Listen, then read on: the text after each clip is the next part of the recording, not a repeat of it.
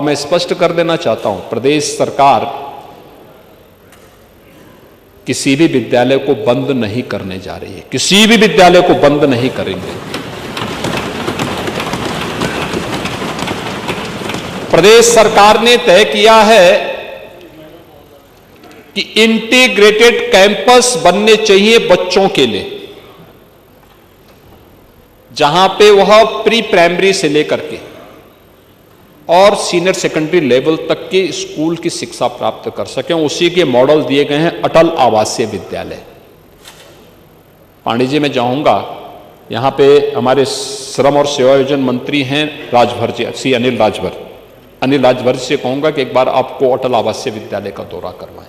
अभी मैं बिलारी में भी आया था, बिलारी के विधायक भी नहीं होंगे यहाँ पे, हाँ भाग गए होंगे, क्योंकि स्वतंत्र देव जी ने ऐसी कसम उनको खिला दी है कि वो बेचारे समझ ही नहीं पा रहे होंगे कि किसके नाम पे कसम खाएं।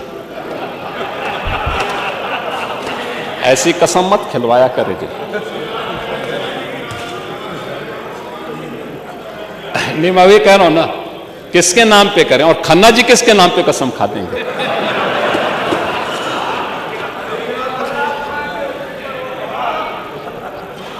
ये स्थिति है, ऐसा मत किया करिए भाई। आप तो घर में जो है आप पता नहीं किन स्थितियों में रहते होंगे, लेकिन खन्ना जी के बारे में और कम से कम हमारे ये फहीम इरफान के बारे में तो आपको सोचना चाहिए।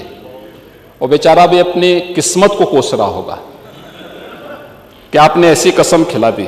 मैं बिलारी में गया था अटल आवासीय विद्यालय का उद्घाटन करने के लिए। आप देखिए ना उन बच्चों की,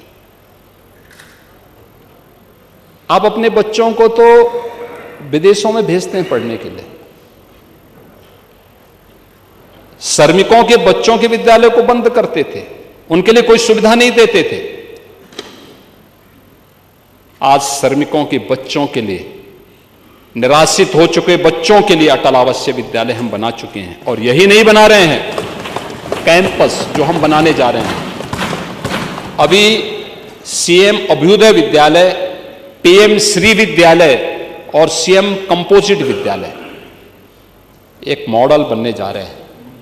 कस्तूरबा गांधी विद्यालयों को भी अपग्रेड किया गया। 8वीं तक थे, गरीब परिवारों की बच्चियां पढ़ती थी, 12वीं तक की बच्चियां उसी कैंपस में पढ़ेंगी। सभी प्रकार की सुविधाओं को वहां पर सरकार ने उपलब्ध करवा दिया है, ये भी वहां पे उपलब्ध कराई गई।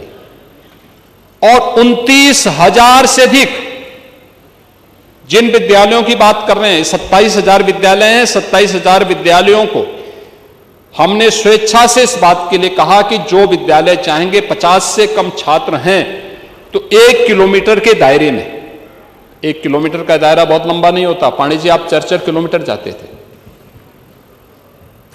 क्यों बच्चों के भविष्य के साथ खिलवाड़ कर रहे हैं। उन विद्यालयों को इंटीग्रेटेड कैंपस, छात्र शिक्षक रेशियो ठीक हो जाए,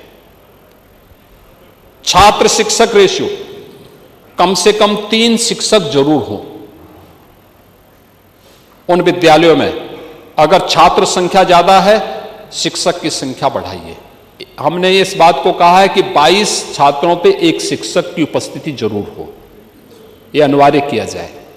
और बाकी जगह खाली होती हैं, अधियाचन भेजिए, हम आयोग के माध्यम से नई भर्ती करवाएंगे। शिक्षा आयोग नई भर्ती करेगा और ये समय पे होना चाहिए। लेकिन 3 से 6 वर्ष तक के राष्ट्रीय शिक्षा नीति के अंतर्गत, और ऐसा नहीं कि स्कूल पेयरिंग की स्थिति केवल यूपी के अंदर हो रही है, हिमाचल में हुई, कांग्रेस ने हल्ला नहीं किया। कर्नाटक में हुआ, कांग्रेस ने हल्ला नहीं किया। अन्य राज्यों में हुआ, कहीं हो हल्ला नहीं हुआ। यूपी में हम कर रहे हैं कि नहीं, अच्छा कैंपस मिलना चाहिए, छात्र शिक्षक रेशियो ठीक होना चाहिए, शिक्षा की गुणवत्ता पे ध्यान दिया जाना चाहिए, क्योंकि जब छात्रों पे विशेष ध्यान देना है तब उन बच्चों के लिए शिक्षक उपलब्ध ना हो।